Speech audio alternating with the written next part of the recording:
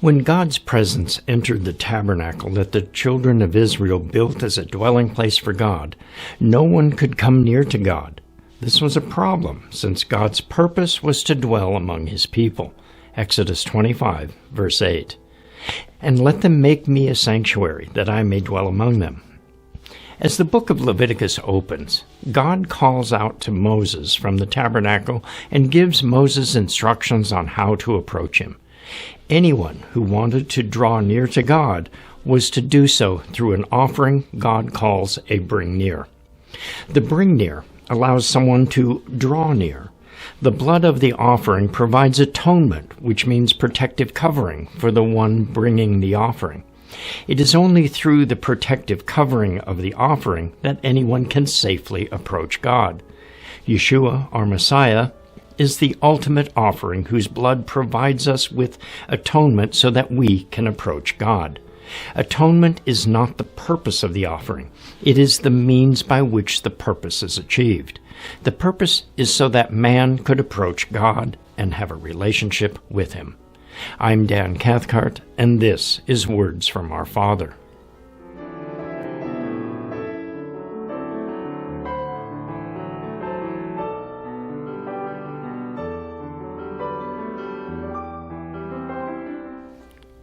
To understand the concept of how the children of Israel were to draw near to a holy God a bit better, we first need to get a clear picture of the sacrificial system of the tabernacle and the 5 different types of offerings and their purposes. Look at Leviticus 1 through 3. Now the Lord called to Moses and spoke to him from the tabernacle of meeting, saying, Speak to the children of Israel, and say to them, When any one of you brings an offering to the Lord, you shall bring your offering of the livestock of the herd and of the flock. If his offering is a burnt sacrifice of the herd, let him offer a male without blemish. He shall offer it of his own free will at the door of the tabernacle of meeting before the Lord. Now, contrary to popular belief, not all the offerings brought before the Lord were for sin offerings. The first offering in the book of Leviticus is called the burnt offering. The phrase burnt offering comes from the Hebrew word olah, number 5930 in the Strong's Concordance, which means a step or stairs as in ascending or rising. It refers to the smoke of the burnt offering rising to God. We call it a burnt offering because it is completely burned on the brazen altar that contains the fire of God. The olah offering is to be brought voluntarily, that is, with delight. This offering has nothing to do with sin. The one bringing the offering does so with delight because he wants to come into the presence of God. Also, contrary to our modern understanding or assumptions, is that it was not the priest who sacrificed or slaughtered the offering. It was the person who actually brought the offering who slaughtered it. Leviticus 1, 4 and 5. Then he shall put his hand on the head of the burnt offering, and it will be accepted on his behalf to make atonement for him. He shall kill the bull before the Lord, and the priests, Aaron's sons, shall bring the blood and sprinkle the blood all around the altar that is by the door of the tabernacle of meeting. The person bringing the offering was to put his hands on the head of the animal. The Hebrew word translated as put in verse 4 is samak, number 5564, literally meaning to take hold or lie hard. He wasn't just to touch the head of the sacrifice. He was to set self or lean hard on it. The implication is that the person bringing this offering is imparting himself into or upon the animal. The sacrificial animal is then slaughtered in his stead so that he can draw near to God at that time. The instructions about what constitutes this offering are very specific. Look at Leviticus 1, 10 and 11. If his offering is of the flocks, of the sheep, or of the goats as a burnt sacrifice, he shall bring a male without blemish. He shall kill it on the north side of the altar before the Lord, and the priests, Aaron's sons, shall sprinkle its blood all around the altar. The olah offering was to be entirely burnt on the altar before the Lord. It is described as a sweet aroma to the Lord. Leviticus 1, 12 through 13.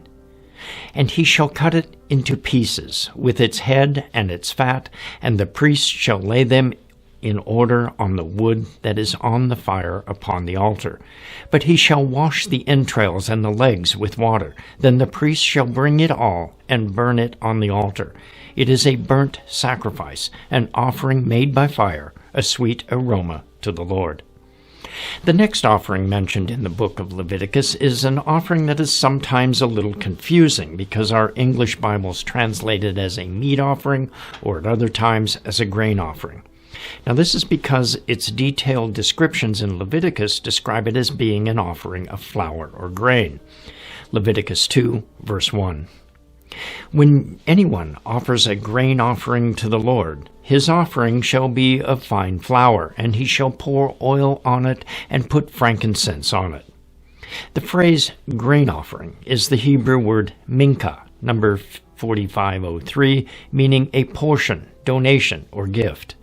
This offering, like the olah offering, is voluntary. The mincha offering is brought as a gift to God. While the olah offering is entirely burnt on the altar, only a portion of the mincha offering is burnt on the altar. Now, what is burned goes up to heaven, bringing the soul of the offerer into the presence of God. The rest of the offering goes to the priest, where it must be eaten in the holy place, which includes the courtyard and the outer room of the tabernacle. This shows us that the altar, which is in the courtyard, is the table of God. The mincha offering is a shared meal between God and his priests. Leviticus 2, 4 through 6. And if you bring a sacrifice of a food offering baked in the oven, it shall be unleavened cakes of fine flour mixed with oil, or unleavened wafers anointed with oil. And if your offering is a food offering, on the griddle of your offering shall be of fine flour, unleavened, mixed with oil. You shall break it in pieces and pour oil on it. It is a food offering. Now skipping down to verses 9 and 10. Then the priest shall take from the grain offering a memorial portion and burn it on the altar. It is an offering made by fire, a sweet aroma to the Lord. And what is left of the grain offering shall be Aaron's and his sons. It is most holy of the offerings to the Lord made by fire. After burning the Lord's portion on the altar, the priests were to eat the remainder of the offering in the court of the tabernacle. Now they were to eat the offering in the presence of God. The priest shared a meal with God. God received the portion burnt on the altar, and the priest received the rest. Although the mincha offering described in this passage is of grain, it can also be an animal of the herd. All first fruits offerings are mincha offerings. For example, Abel brought a mincha offering of the first fruits of his flock. Go back to Genesis 4, verse 4. Abel also brought of the firstborn of his flock and of their fat. And the Lord accepted Abel and his offering, that is, his mincha. With the mincha offering, one is in fellowship with God. Another very important aspect of the mincha offering is that it is salted. Leviticus 2, verse 13. And every offering of your grain offering you shall season with salt. You shall not allow the salt of the covenant of your God to be lacking from your grain offering. With all your offerings you shall offer salt. Now, salt is a preservative. Like unleavened bread, it is about stopping the decaying process. Yeshua says that we will be salted with fire. Fire is a purifying act, so salt purifies as well as preserves. The book of Chronicles refers to God's covenant with David as a salt covenant. 2 Chronicles 3, verse 5. Should you not know that the Lord God of Israel gave the dominion over Israel to David forever, to him and his sons by a covenant of salt? The salt refers to the enduring nature of the covenant. It is forever. Whoever eats of the bread of life enters into the enduring covenant of life. Yeshua is our offering of bread, anointed, unleavened, with salt, enduring forever. The next offering is called the peace or fellowship offering. Leviticus 3, verse 1. When his offering is a sacrifice of a peace offering, if he offers it of the herd, whether male or female, he shall offer it without blemish before the Lord. In Hebrew, this is called the shalem offering. The word shalem is number 8002, meaning requital, something given in return or compensation. The word shalem comes from the word shalem, number 7999, meaning to be safe or complete. Shalem is also the root word for shalom, meaning peace. Now this is why the offering is sometimes referred to as the peace offering. This offering, like the Olah and the Mincha offerings, is also a voluntary offering. Only a memorial portion is burned on the altar.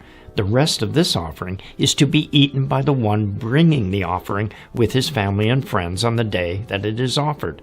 In other words, this offering is a celebration of thanksgiving for what God has provided. This offering differs in that the offerer retains a share. The fat is burned on the altar as God's portion, and the breast and right thigh go to the priests offering the blood. The one bringing the offering shares the rest with his family and friends as long as they are ritually pure. Leviticus 7:30-33.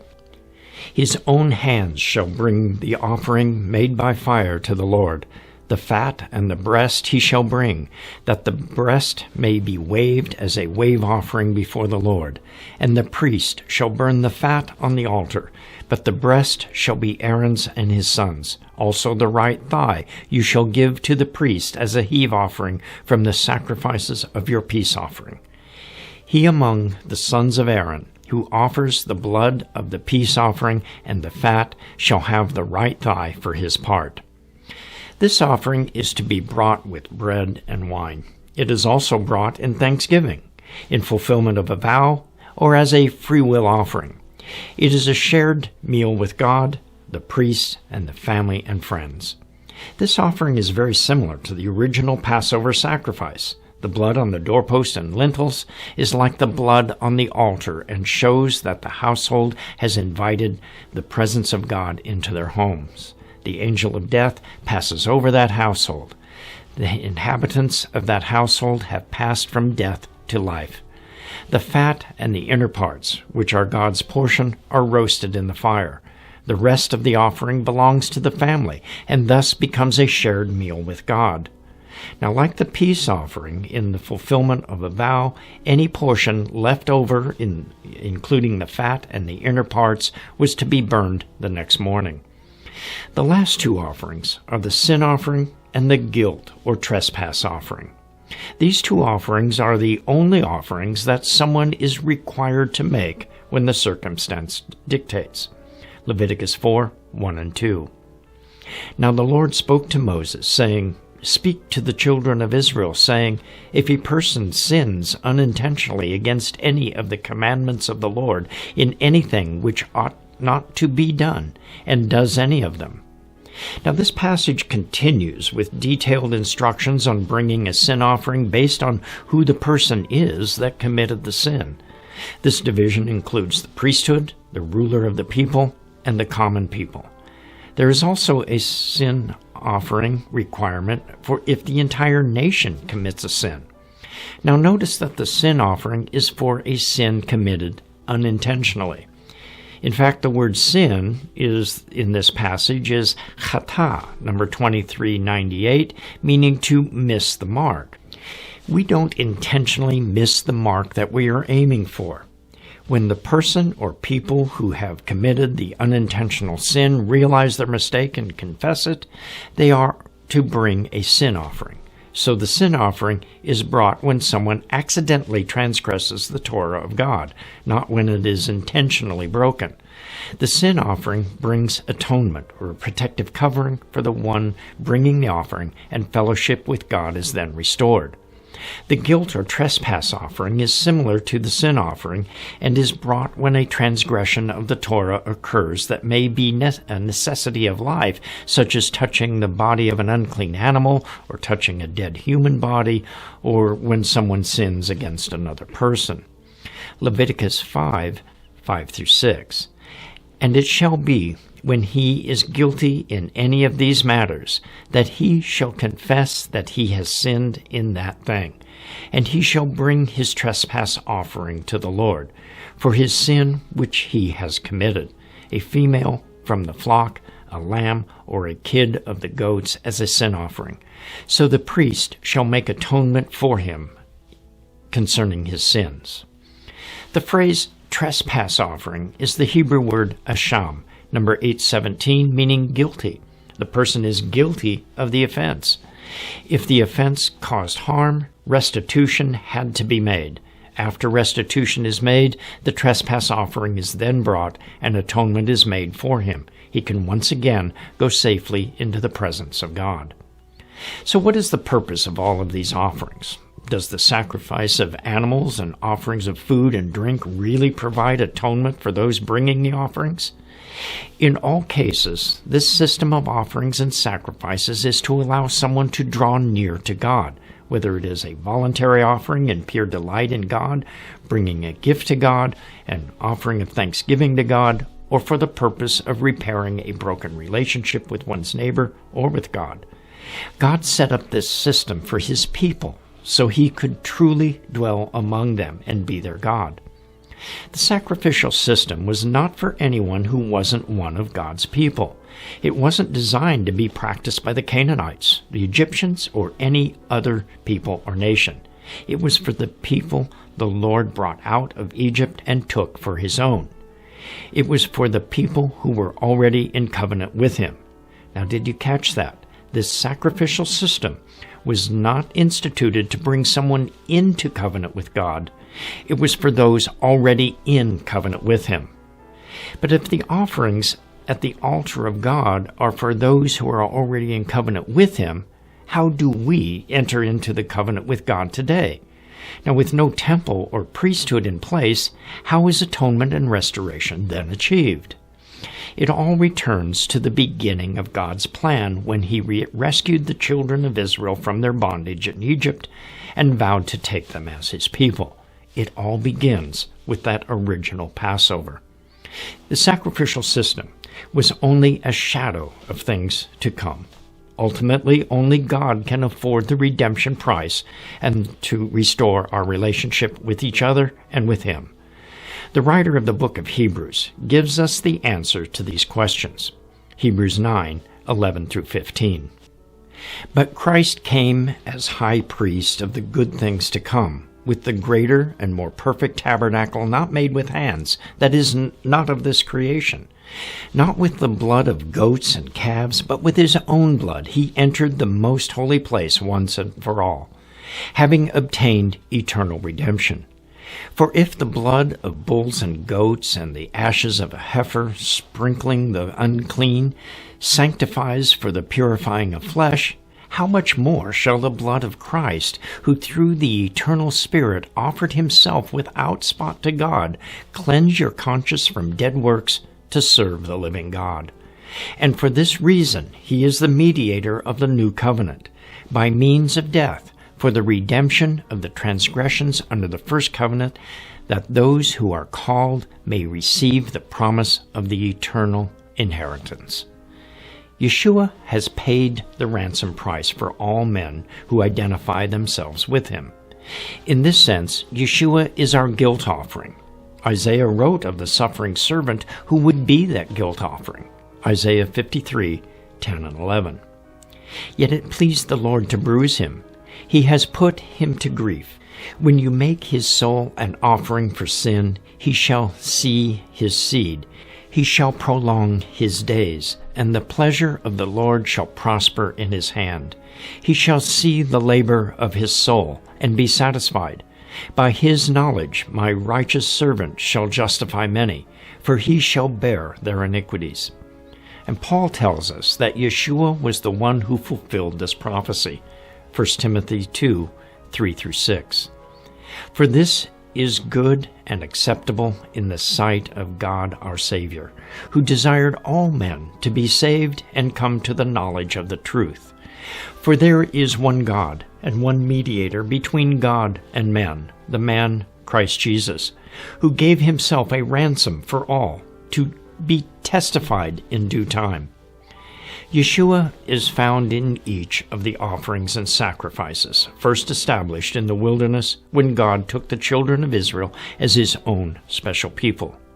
Yeshua is our Olah offering, complete and dedicated to God. He is our Mincha offering, the free gift of the bread of life. He is our peace offering that ends our separation from God and restores our fellowship with God. And he is our sin and our guilt offering, paying the price that we could not pay, restoring our purity before God and allowing us to come into his presence. I'm Dan Cathcart from Moed Ministries International. Shalom and be blessed.